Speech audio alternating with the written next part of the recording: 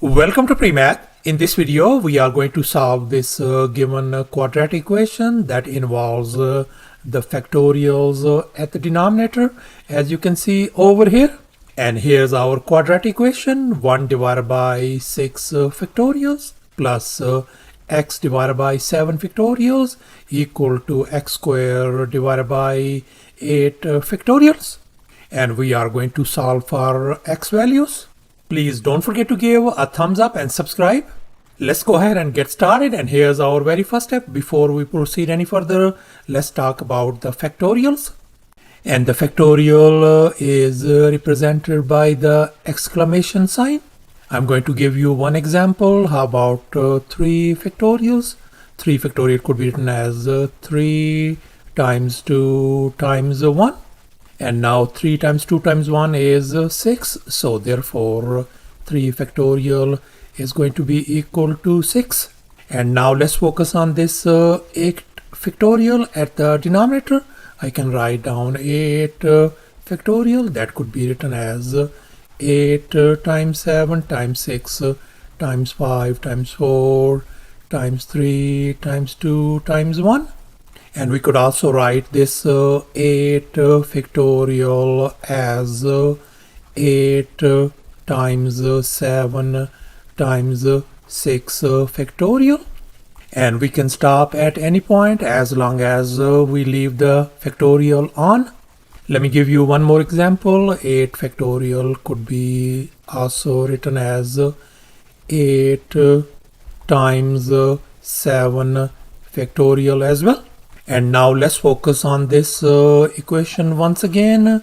8 factorial equals to 8 times 7 times 6 factorial. And I have copied it down over here. And now we can see 8 times 7 is 56. So therefore 8 factorial could be written as equal to 56 times 6 factorial. And now we are going to divide both sides by 56. This 56 and 56 is gone. So therefore 6 factorial turns out to be equal to 8 factorial divided by 56. And on the left hand side, 6 factorial could be written as 6 factorial divided by 1. And now we are going to flip both sides over. So therefore if we put the reciprocal of that one, that is going to be 1 divided by 6 factorial is going to be equal to the reciprocal of this one is going to be 56 divided by 8 factorial. And now let's focus on this next equation. 8 factorial equals to 8 times 7 factorial. And here I have copied it down.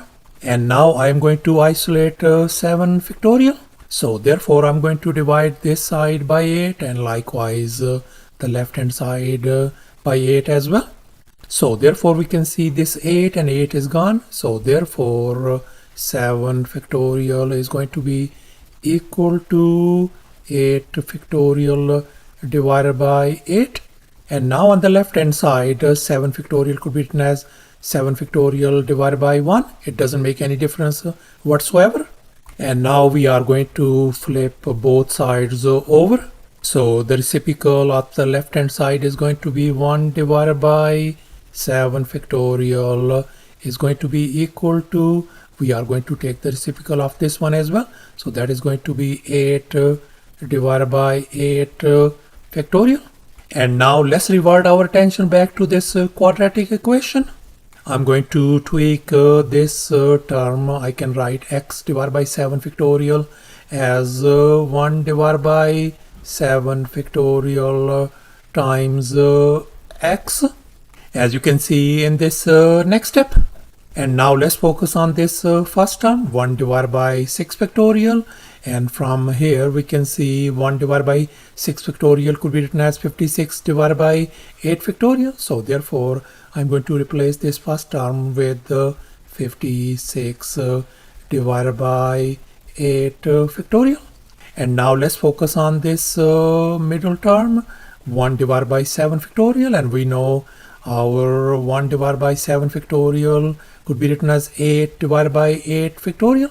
So therefore I'm going to replace this by 8 divided by 8 factorial. So therefore I'm going to replace that one with 56 divided by 8 factorial plus I'm going to replace this 1 divided by 7 factorial with 8 divided by 8 factorial, and then we got x, so I'm going to put x next to this one, equals to, on the right hand side we got x square divided by 8 factorial. And now we can see we got 8 factorial at the denominator across the board. So therefore these denominators are gone across the board. So therefore we are ended up with 56 plus 8x equal to x square. And now I'm going to move each and every term on the other side.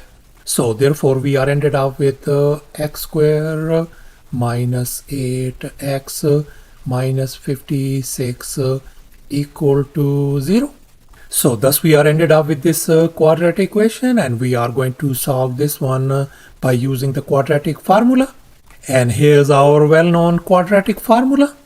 And here we can see our coefficient a equals to 1, our coefficient b equals to -8, and finally our constant c is -56. So let's go ahead and fill in the blanks in this quadratic formula. So we got x equal to minus, and b is -8 plus r minus the square root of b square is going to be -8 square minus 4 times a is 1 and c is -56 all over 2 times a is 1.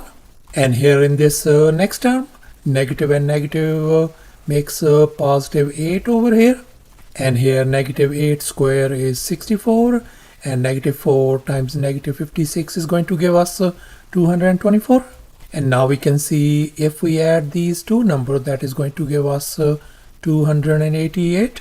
So therefore x could be written as 8 plus r minus square root of 288 divided by 2.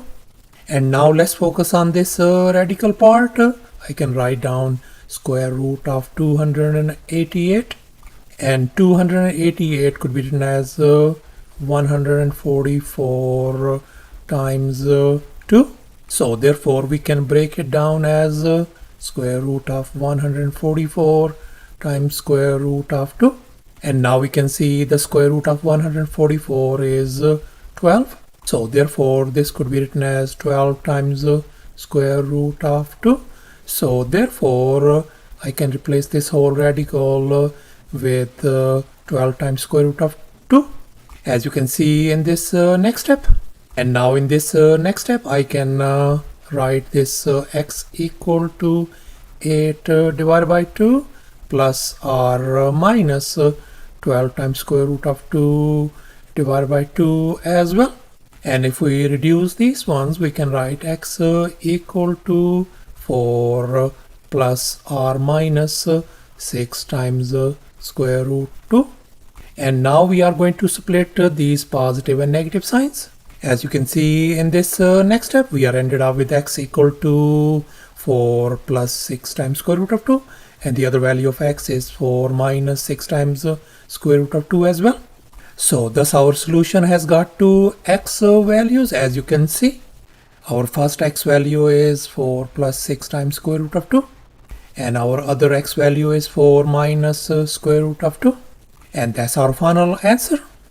Thanks for watching, and please don't forget to subscribe to my channel for more exciting videos. Bye.